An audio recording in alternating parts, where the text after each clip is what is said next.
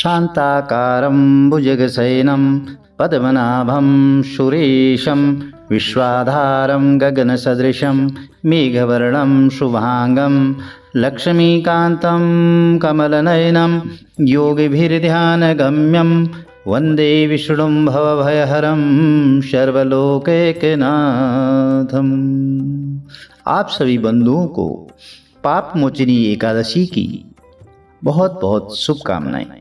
हरे कृष्ण, राधे राधे। प्रिय भक्तजनों, आज है पाप मोचनी एकादशी।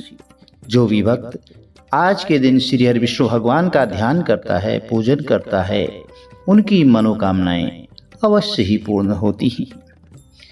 कथा हमें सद्भाव से एकाग्र चित्त होकर के श्रवण करनी चाहिए।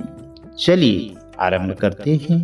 बोले श्री हरि विष्णु भगवान की जय, गणपति गजानंद महाराज की जय, शंकर भगवान की जय, माता लक्ष्मी मैया की जय। एक बार धर्मराज युधिष्ठिर ने पूछा भगवान श्री कृष्ण से कि हे भगवान, फाल्गुन शुक्ल पक्ष की आमलकी एकादशी का महात्म्य आपने हमें सुनाया। अब चैत्र कृष्ण पक्ष की एकादशी का क्या नाम है, यह कृपा बताने की करें। तो भगवान श्री कृष्ण बोले, हे राजेंद्र सुनो, मैं इस विषय में एक पापनाशक उपाख्यान बताऊंगा, जिसे चक्रवर्ती नरेश मानधाता के पूछने पर महर्षि लोमस ने कहा था।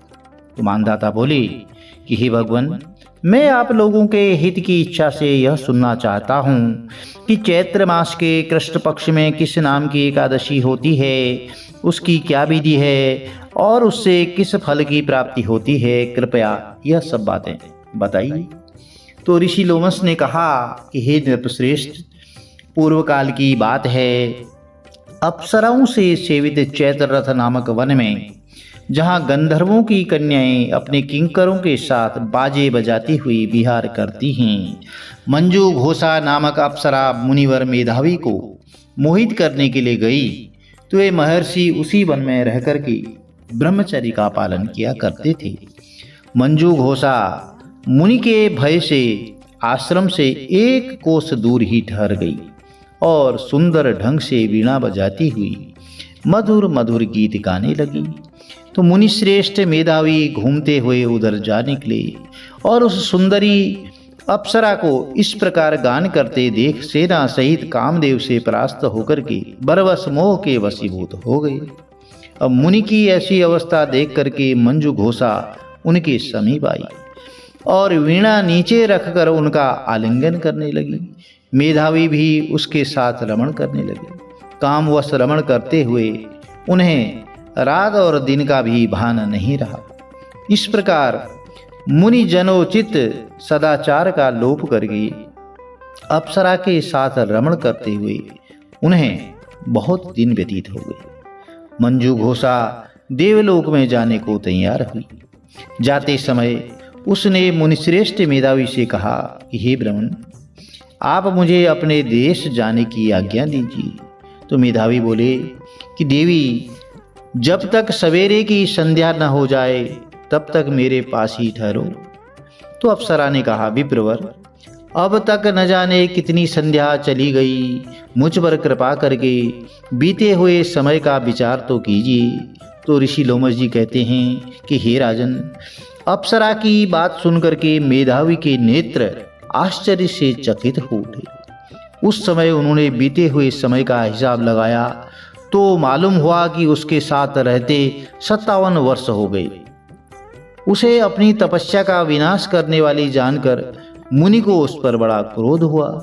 उन्होंने श्राप देते हुए कहा कि पापिनी, तू पिशाची हो जा। मुनि के श्राप से दग्ध होकर के वह विनय से नतमस्तक होकर बोली, विप्रवर, मेरे श्राप का उद्धार कीजिए।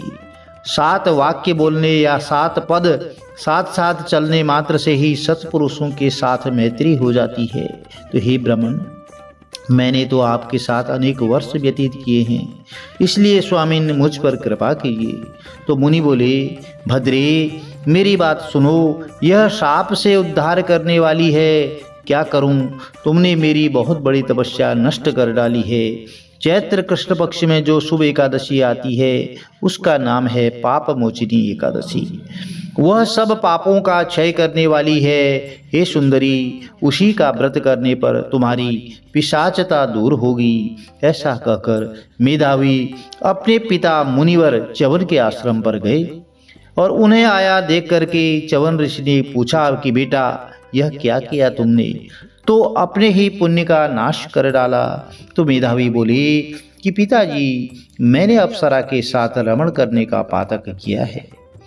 कोई ऐसा प्रायश्चित बताइए जिससे पाप का नाश हो जाए। तो ऋषि च्यवन ने कहा, बेटा, चैत्र कृष्ण पक्ष में जो पाप मोचिनी एकादशी होती है उसका व्रत करने पर पाप राशि का विनाश हो जाता है। और पिता का यह कथन सुनकर के मेधावी ने उस व्रत का अनुष्ठान किया। इससे उनका पाप नष्ट हो गया और वे पुनः तपस्या से परिपूर्ण हो गए। इसी प्रकार मंजू घोषा ने भी इस उत्तम व्रत का पालन किया। पाप मोचिनी का व्रत करने के कारण वह पिशाच योनि से मुक्त हुई और दिव्य रूप धारणी श्रेष्ठ अप्सरा होकर के स्वर्ग लोक में चली गई। तो हे राजन, जो श्रेष्ठ मनुष्य पाप मोचिनी एकादशी का व्रत करते हैं उनका सारा पाप नष्ट हो जाता है। इसको पढ़ने और सुनने से सहस्र गोदान का फल मिलता है। ब्रह्म हत्या, स्वर्ण की चोरी, सुरापान और गुरु पत्नी गमन करने वाले महापातकी भी इस व्रत करने से पाप मुक्त हो जाते हैं। यह व्रत बहुत ही पुण्य व्रत है। प्रिय बंधु, एक बार देवऋषि नारद जी ने महादेव से पूछा कि कौन सा ऐसा व्रत है जिसको करने से पुण्य फलों की प्राप्ति होती है। तो देवादिदेव महादेव ने कहा कि ब्रह्मन, यह एकादशी महान पुण्य फल को देने वाली होती है। श्रेष्ठ मुनियों को भी इसका अनुष्ठान करना चाहिए। विशेष नक्षत्रों का योग होने पर यह तिथि जया, विजया, जयंती और पापनाशिनी इन नामों से विख्यात होती है। ये सभी पापों का नाश करने वाली हैं। इनका व्रत अवश्य करना चाहिए।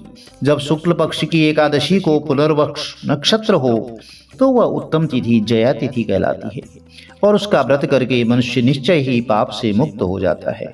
जब शुक्ल पक्ष की द्वादशी होती है तो श्रवण नक्षत्र हो तो वह उत्तम तिथि विजया तिथि के नाम से जानी जाती है। इसमें किया हुआ दान और ब्राह्मण भोजन सहस्र गुना फल देने वाला होता है। होम और उपवास तो सहस्र गुने से भी अधिक फल देता है। जब शुक्ल पक्ष की द्वादशी रोहिणी नक्षत्र हो तो वह जयंती कहलाती है। यह सब पापों को हरने वाली होती है और तिथि को पूजित होने पर भगवान गोविंद निश्चय ही मनुष्य के सब पापों को दूर कर देते हैं। जब कभी शुक्ल पक्ष की द्वादशी को पुष्य नक्षत्र हो तो महापुण्यमयी पापनाशिनी तिथि कहलाती है। जो 1 वर्ष तक प्रतिदिन एक प्रस्थ तिल दान करता है, जो केवल पापनाशिनी एकादशी को उपवास करता है, उन दोनों का पुण्य समान होता है और उस तिथि को पूजित होने पर संसार के स्वामी सर्वेश्वर श्री हरि विष्णु भगवान संतुष्ट होते हैं और प्रत्यक्ष दर्शन भी देते हैं। उस दिन प्रत्येक पुण्य कर्म का अनंत फल माना जाता है। सगर नंदन ककुत्स, नहुष और राजा गाधी ने उस तिथि को भगवान की आराधना की थी, जिससे भगवान ने इस पृथ्वी पर उन्हें सब कुछ दिया था। इस तिथि के सेवन से मनुष्य 7 जन्मों के कायिक, वाचिक और मानसिक पाप से मुक्त हो जाता है। इसमें तनिक भी संदेह नहीं है कि पुष्य नक्षत्र से युक्त एकमात्र पाप नाशिनी जो एकादशी होती है उसका व्रत करके मनुष्य 1000 एकादशियों के व्रत का पुण्य फल प्राप्त कर लेता है। जिन स्नान, दान, जप, होम, स्वाध्याय और देव पूजा आदि जो भी कुछ किया जाता है उसका अक्षय फल प्राप्त होता है और इसलिए प्रयत्न पूर्वक इसका व्रत करना चाहिए। जिस समय धर्मात्मा राजा युधिष्ठिर 5वें अश्वमेध यज्ञ का स्नान कर चुके थे, उस समय उन्होंने यदुवंशात्मक और भगवान श्री कृष्ण से इस प्रकार का प्रश्न किया था। तो प्रिय भक्तजनों, एकादशी का बहुत बड़ा महत्व है। आज पाप मोचिनी एकादशी है। आज के दिन व्रत करने से व्यक्ति के समस्त पाप दूर होते हैं, कष्ट दूर होते हैं। श्री हरि विष्णु भगवान और माता लक्ष्मी का आशीर्वाद उन पर सदैव बना रहता है। आज के दिन एकादशी माता की कथा भी श्रवण करनी चाहिए। चलिए आरंभ करते हैं। प्रिय बंधु, एकादशी देवी की कथा के अनुसार एक बार मूर नाम का एक दैत्य था। रावण और कंस की तरह वह भी बड़ा आतंक मचाता था। स्वर्ग में देवों सहित सभी को पीड़ित करता था। सब लोग उससे रक्षा मांग करके श्रीमन नारायण भगवान की शरण में गए तो भगवान ने कहा, मैं उसे संभालता हूं, आप चिंता मत करें। भगवान मूर के साथ युद्ध करने लगे, लेकिन अपनी सारी शारीरिक शक्ति लगाकर के भी भगवान कुछ नहीं कर सके। तो भगवान को युद्ध के मैदान से पलायन करना पड़ा। वे हिमालय की एक गुफा में छिप गए। मूर भी उनका पीछा करते हुए वहां पहुंच गया। तो भगवान ने ध्यान करना शुरू किया और उनके मन से एक शक्ति उत्पन्न की। उनकी मानसिक शक्ति, इस शक्ति ने बाहर आकर के मूर को अपनी तलवार से मार डाला। प्रिय भक्तों, हम जानते हैं कि शरीर में जो इंद्रियां हैं, 5 ज्ञानेंद्रियां हैं, 5 कर्मेंद्रियां हैं और 11वीं इंद्री है मन। तो संस्कृत में एकादशी का अर्थ होता है 11। चूंकि यह देवी उन मन भगवान की 11वीं इंद्री से निकली थी, इसलिए भगवान ने उन्हें एकादशी के नाम से पुकारा। तो एकादशी माता की उत्पत्ति का दिन उनके नाम से ही जाना जाने लगा और माता एकादशी के अंतिम चरण के दौरान उत्पन्न हुई थी। तो इसीलिए इसे जयंती कहा जाता है और उन्होंने द्वादशी के पहले चरण के दौरान दैत्य को मार डाला था। तो प्रिय भक्तजनों, एकादशी का कुछ विधान होता है, नियम होते हैं। इस दिन भोजन नहीं किया जाता है, केवल फलाहार सात्विक भोजन ही ग्रहण किया जाता है और फिर द्वादशी में इसका पारण किया जाता है।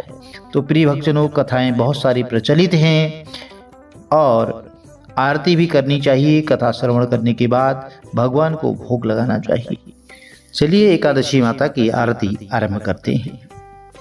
ओम जय एकादशी माता, भैया जय एकादशी माता।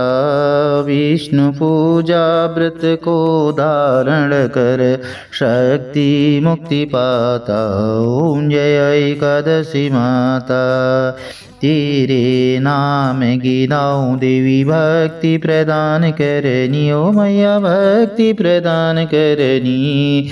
गण गौरव की देनी माता, शास्त्रों में वरनी। ओम जय एकादशी माता, मार्गशीर्ष के कृष्ण पक्ष की उत्पन्ना विश्वतारिणी जनमी। ओ मैया विश्वतारिणी जनमी। शुक्ल पक्ष में हुई मोक्षदा, मुक्तिदाता बन आई। ओम जय एकादशी माता, पौष के कृष्ण पक्ष की सफला नामक है मैया, सफला नामक है।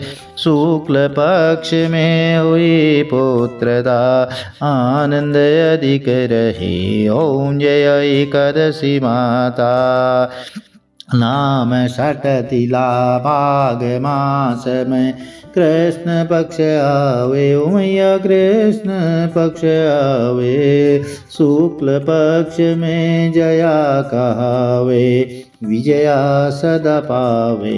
ओम जय एकादशी माता, विजया फागुन कृष्ण पक्ष में शुक्लामल की। ओ मैया शुक्लामल की। पाप मोचिनी कृष्ण पक्ष में चैत्र महाबली की। ओम जय एकादशी माता, चैत्र शुक्ल में नाम कामदा, धन देने वाली मैया धन देने वाली। नाम बरोधिनी कृष्ण पक्ष में वैशाख माह वाली। ओम जय एकादशी माता, शुक्ल पक्ष में होय मोहिनी, अपरा ज्येष्ठ कृष्ण पक्षी मैया अपरा ज्येष्ठ कृष्ण पक्षी। नाम निर्जल सब सुख हरणी, शुक्ल पक्ष रखी ओम जय एकादशी माता। योगिनी नाम आषाढ़ में जानो, कृष्ण पक्ष करनी ओ मैया कृष्ण पक्ष करनी। देवशयनी नाम कहायो, शुक्ल पक्ष धरणी ओम जय एकादशी माता। कामिका श्रावण मास में आवे, कृष्ण पक्ष कहिए ओ मैया कृष्ण पक्ष कहिए। श्रावण शुक्ल होय पवित्रा, आनंद से रहिए ओम जय एकादशी माता। अजा भाद्रपद कृष्ण पक्ष की परिवर्तिनी शुक्ला ओ मैया परिवर्तिनी शुक्ला। इंद्र अश्विनी कृष्ण पक्ष में व्रत से भवसागर निकला ओम जय एकादशी माता।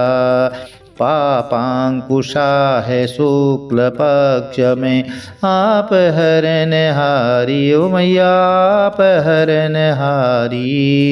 ग्रमामास कार्तिक में आवे, सुखदायक भारी ओम जय एकादशी माता। देवोत्थानी शुक्ल पक्ष की, दुख नाशक मैया मैया दुख नाशक मैया। पावन मास में करूं विनती, पार करो नैया ओम जय एकादशी माता। परमा कृष्ण पक्ष में होवे, जन मंगल करनी ओ मैया जन मंगल करनी। शुक्ल मास में होय पद्मिनी, दुख दारिद्र हरणी ओम जय एकादशी माता। जो कोई आरती एकादशी की, भक्ति सहित गावे ओ मैया प्रेम सहित गावे। जन गुर दिता स्वर्ग का वासा, जन गुर दिता स्वर्ग का वासा। निश्चय वह पावे ओम जय एकादशी माता। ओम जय एकादशी माता ओ मैया जय एकादशी माता ओ मैया जय एकादशी माता। विष्णु पूजा व्रत को धारण कर, विष्णु पूजा व्रत धारण कर, शक्ति मुक्ति पाता ओम जय एकादशी माता। बोली एकादशी मैया की जय। श्री हरि विष्णु भगवान की जय। प्रिय भक्तजनों, इस तरह आरती शीतलीकरण करके और भगवान को भोग अर्पित करके प्रसाद सभी में वितरित करें। यदि वीडियो में दी गई जानकारी कथा आपको अच्छी लगी तो चैनल को लाइक कीजिए, शेयर कीजिए, सब्सक्राइब कीजिए, साथ में बेल आइकन अवश्य प्रेस कर दीजिए, जिससे कि आने वाली कथाओं की नोटिफिकेशंस आपको ठीक समय पर मिल सके। इस चैनल के माध्यम से आपको हमारे शास्त्र आधारित कथा कहानियों के बारे में बताया जाता है। जय श्री कृष्ण, राधे राधे।